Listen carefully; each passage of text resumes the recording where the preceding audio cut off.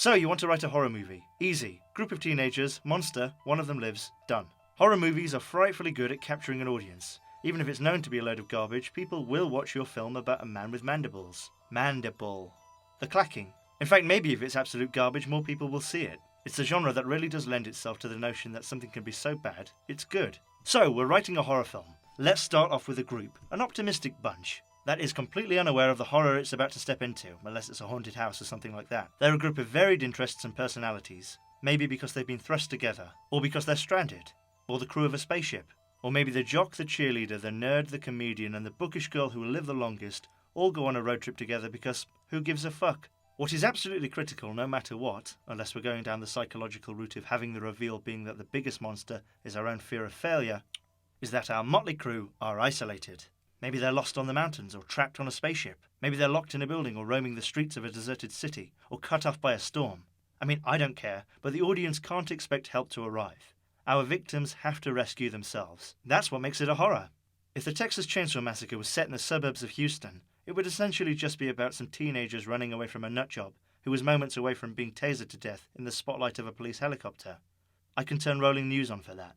If the movie is set in a location surrounded by people, it's a situation where the victims can't easily communicate with the outside world, or escape. Usually it's the victim's choice to go there. That's so the audience can clench their cheeks and say, "Oh no, don't go in there. Turn around. It's an Indian burial ground. What were they thinking?"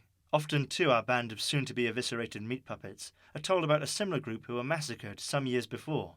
There's a clue left by previous victims, folklore, or someone saying, "Some say the witch boiled them alive, leaving only torn clothes and inconclusive camera footage. But I wouldn't worry about that. Good luck." The setting can help with a bit of a genre crossover. Sci-fi slasher, cowboy creature flick, period ghost story. That sounds boring. What really matters is the monster. The monster can be anything. A dude in a mask, a robot, an alien, a ghost, some sort of abomination.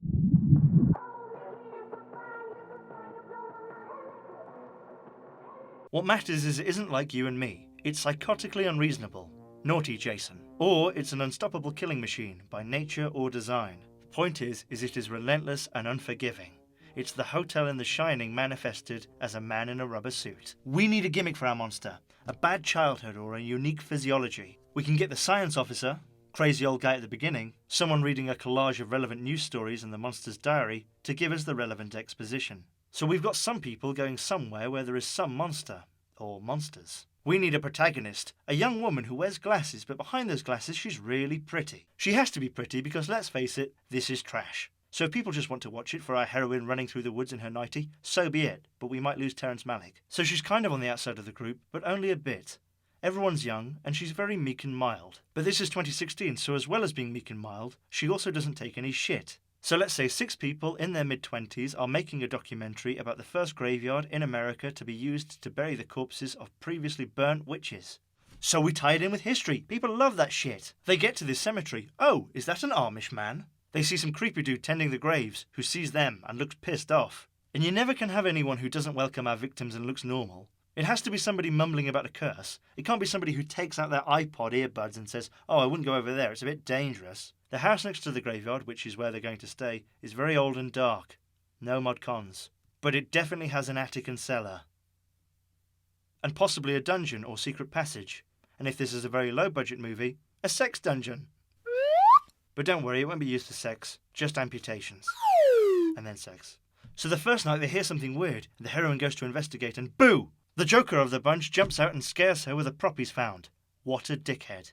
Also, the jock and cheerleader types have sex, and the heroine sees a light in the graveyard. When they get up in the morning, they find that all their equipment in the van has been destroyed, apart from maybe the shitty camera that most of this film will be shot through. That'll save us some overheads. Maybe there's a message in blood too.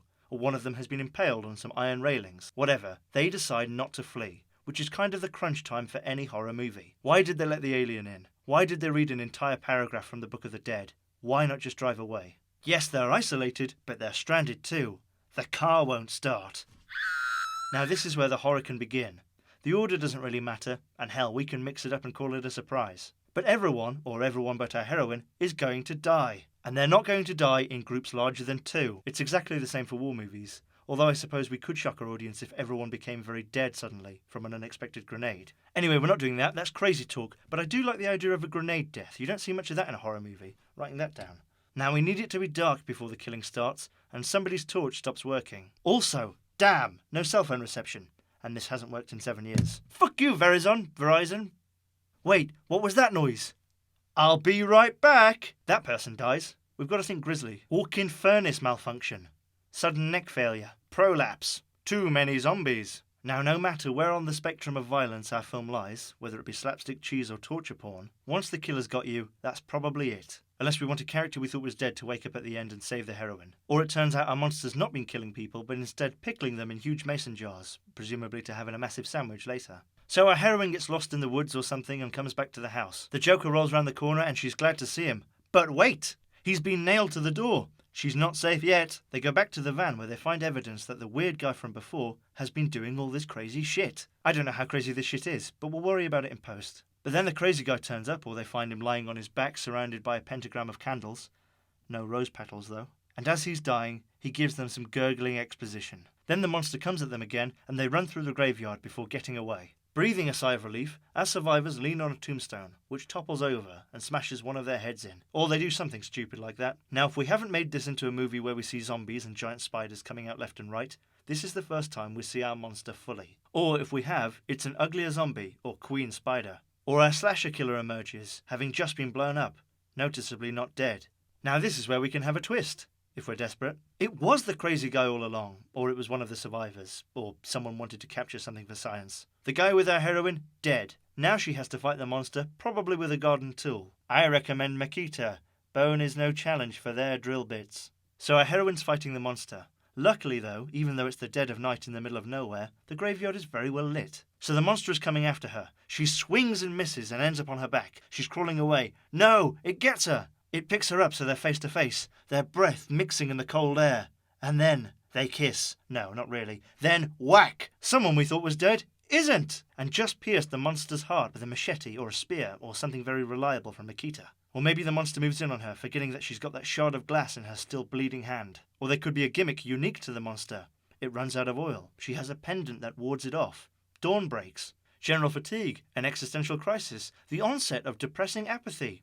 Prolapse. Whatever, it's dead. She breathes a sigh of relief, cut short by him coming back to life! Quite a twist. Now we could cut there, or she could be saved by any of those things I just said and we didn't use. And there we have it, our schlocky run-of-the-mill horror movie. Also, it isn't scary. Subscribe!